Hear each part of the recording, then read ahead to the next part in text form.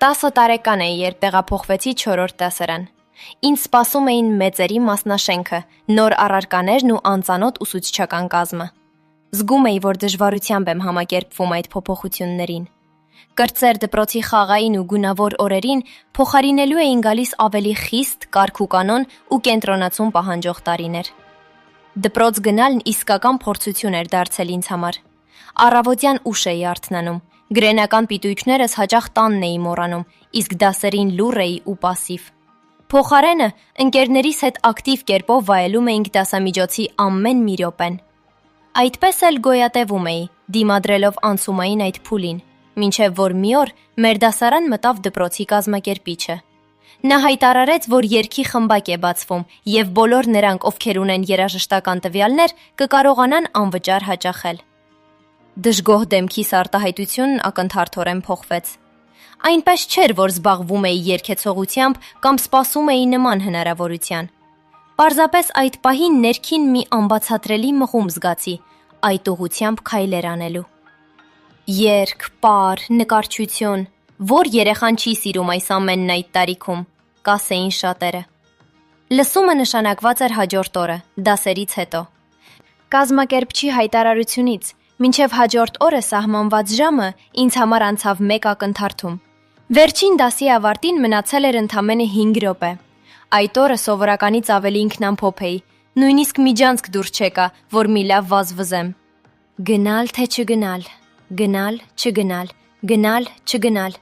Մտքիս ձայներն ընդհատվեցին միայն այն ժամանակ, երբ հիշեցի, տանը ինձ ժամանակ էին տվել ընտրելու, թե որ խմբակն եմ նախընտրում։ Իբր արդեն ժամանակն էր։ Իրականում ընտրությունս մեծ չէր, կամ նկարչություն, կամ դաշնամուր։ Դե, որ այդպես է, մտածեցի, կգնամ երգի։ Մարմնովս սարսուռ անցավ։ Որոշեցի բախտս փորձել առանց որևէ մեկին ասելու, կարծես մի գաղտնի ու վատ բան էի պատրաստվում անել։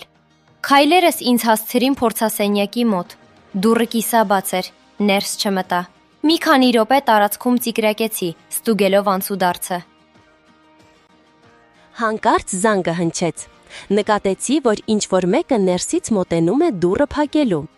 Վախը սրտումս ինձ ներս գլորեցի։ Առջևումս բացվեց մի փոքրիկ բեմ, որի անկյունում դրված էր լաքապատ դարչնագույն դաշնամուրը։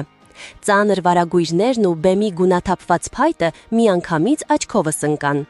Նստեք, երեխաներ, անցեք, նստեք, սկսում ենք, հանկարծ կարգադրեց դաշնամուրի առջև նստած ակնոցավոր կինը։ Այդ պահին նկատեցի, թե ինչպես մի քանի աշակերտ ներս մտան ու տեղավորվեցին ձախ կողմի նստարաններին։ Այնպիսի տպավորություն էր, կարծես հունական ամֆիթատրոնում լինեինք։ Հետևեցի նրանց օրինակին։ Շուրջս ոչ մի ծանոթ դեմք չկար, շատերը եկել էին ընկերներով կամ խմբերով։ Բացարձակ գաղափար չունեի, թե ինչպես է կատարվելու ընտրությունը։ Իմ կարճատև կյանքում նման բան երբևէ չէի տեսել։ Տագնապած ու լուռ հետևում էի ընթացքին։ Մի քանի րոպե անց հասկացա, որ հարկավոր է մոտենալ դաշնամուրի մոտ նստած ուսուցչուհուն և երգել ինչ-որ տարօրինակ վանկեր՝ մի մե մա մո մու։ Մի տեսակ ամաչում էի այդ բառերն արտասանողների համար, հատկապես վերջին մուի ժամանակ։ Էլ ավելի լարվեցի, գիտակցելով, որ այդ նույն ճանապարհով պետք է անցնեմ նաև ես, աղմկոտ հանդիսատեսի առջև։ Սկսեցի ռազմավարություն մշակել, դահլիճից աննկատ դուրս պրծնելու համար։ Աչքս չէի կտրում դռնից, բայց ծլկելու հարմար պահ այդպես էլ չէր ստեղծվում։ Մնացել էին ընդամենը մի քանի աշակերտ։ Լարվածությունից մարմինս ու միտքս կարծես բթացել էին։ Հաջորդը, ով դեռ չի մոտեցել, հարցրեց կինը։ Շուրջս նայեցի, արդեն գիտեի, թե ովքեր են ինձ պես կուչ եկել։